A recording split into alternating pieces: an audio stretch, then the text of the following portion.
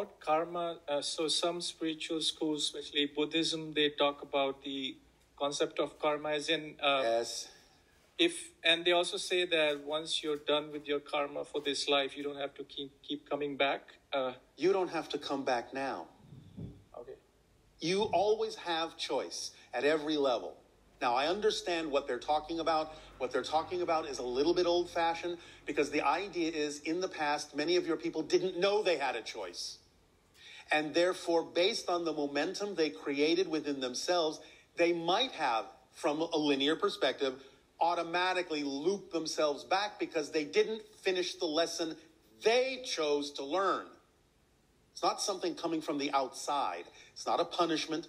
Karma is simply nothing more than the idea that you realize you might be out of alignment, out of balance with who you prefer to be. The very act of doing anything intentionally to bring you back into alignment to who you truly are at that moment and in that instant completely erases the concept of karma. Because you understood what the imbalance was, you understand what it is you prefer to be, and you act on it and move forward on it, and therefore at that moment there is no more karma. Make sense? Yes, thank you. So this renders it down into a more simplified, as you would say, 21st century understanding of how those energies work. Okay, last thing. So the concept, I mean, death is perceived to be like a very negative thing on this planet. It's not. Yeah. It's no different than walking from one room to another or changing your clothes. Right. So how can we make it more of a positive thing? Well, don't you have an imagination to give it a different kind of a definition? In other words, if you know it's no different, then why are you making it seem different than the idea of just your life is continuing in a different format? In the same way that you might say, well, I'm living in this city and I'm going to move to that city. Oh, no, you're going to move to that. Oh, it's that silly.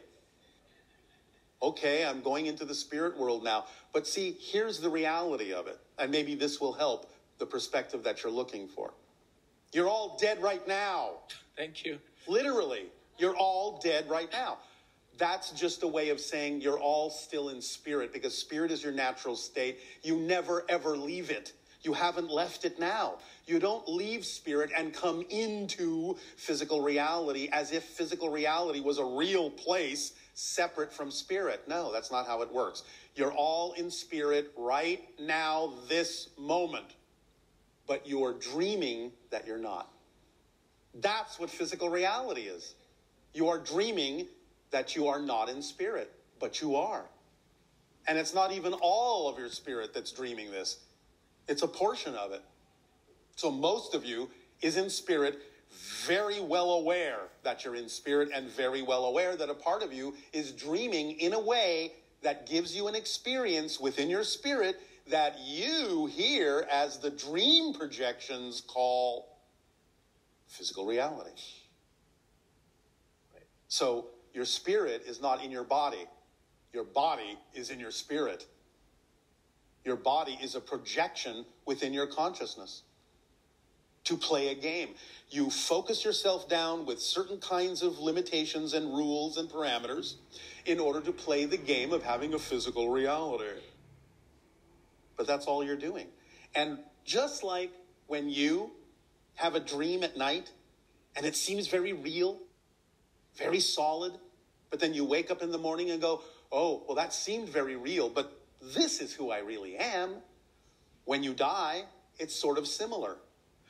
You suddenly wake up and go, oh, that physical dream, it seems so real, but this is who I really am. So it's very similar. Nothing to be afraid of. It's just another point of view of your consciousness.